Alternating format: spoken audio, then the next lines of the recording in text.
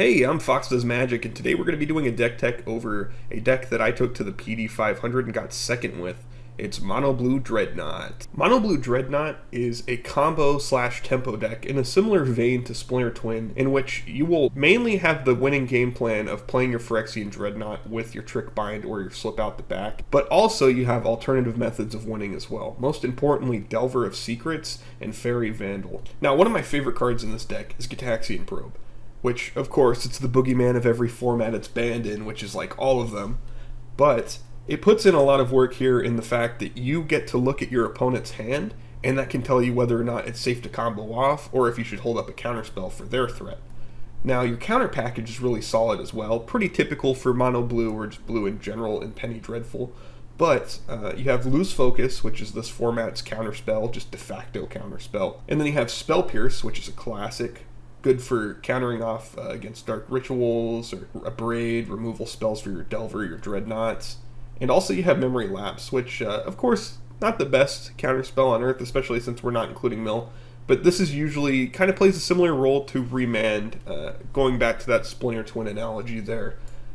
In that it shuts down their combo or their response to your Dreadnought or your Delver. Just for a turn, but it really does do a good job as well. So here you have your cantrips. So we already went over Probe. We also have Ponder, which of course is great for finding your combo pieces, but also has the added benefit of helping you flip your Delver. And we also have Hieroglyphic Illumination and 2 Treasure Cruise. So I actually do not like this package the way it is. Hindsight's 20/20, of course, but I would definitely change it out a little bit.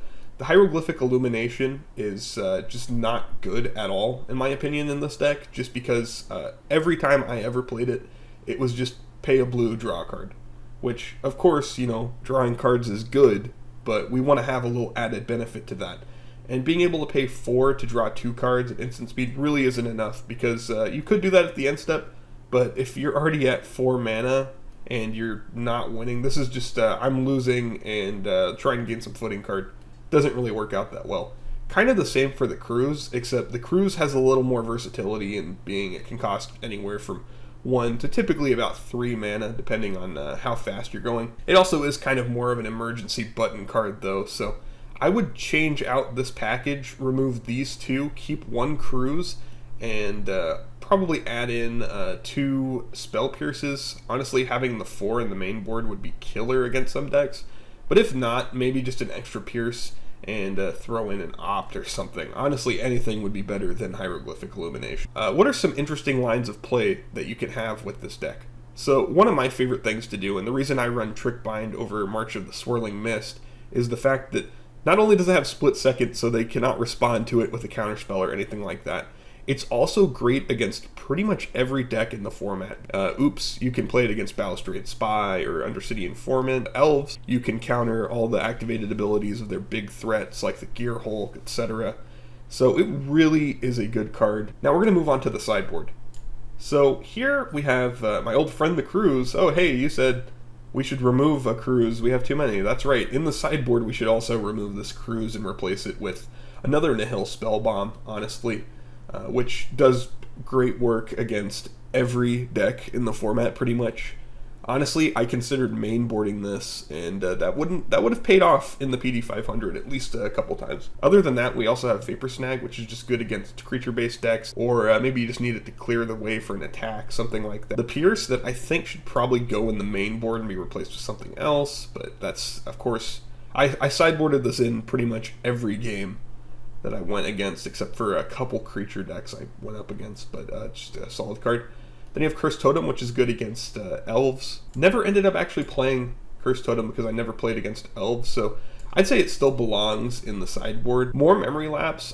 Most of the time, the first counterspell to get cut was the Memory Lapse, just because sometimes it's too ineffective, really, from keeping them.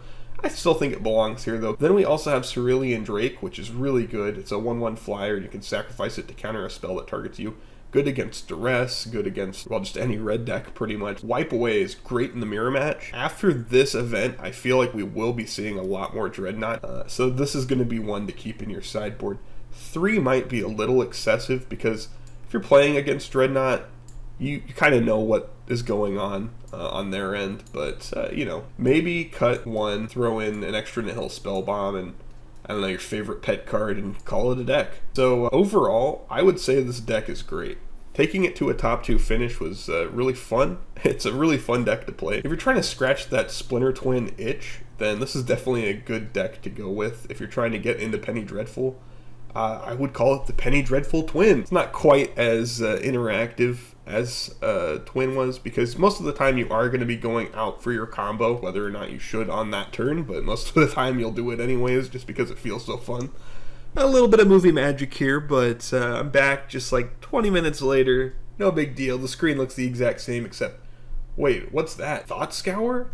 Yes, so what I didn't realize during the original recording was Memory Lapse is good if you play Mill. Why wouldn't you just swap out the Treasure Cruise and the Hieroglyph for a Thought Scour? And at that point, having the one Treasure Cruise in the deck actually has a purpose as well, because you can self-mill yourself. It's a neat little combo that I didn't really consider, and I probably should have. The optimal version of this deck probably runs 4 Thought Scours and 4 Memory Lapse. There's a little bit going on there. I'd have to tweak it a bit, but the Thought Scour is definitely better than the Hieroglyphs. Having 2 with that Memory Lapse, it's good by itself even. So definitely worth having there. This card might get cut in the next rotation, so that's something to look out for if you're playing this deck, watching this video when rotation happens. But if it is still legal, definitely try out Thought Scour. Anyways, I'm Fox Does Magic. Thanks for watching, and I hope you win your next game.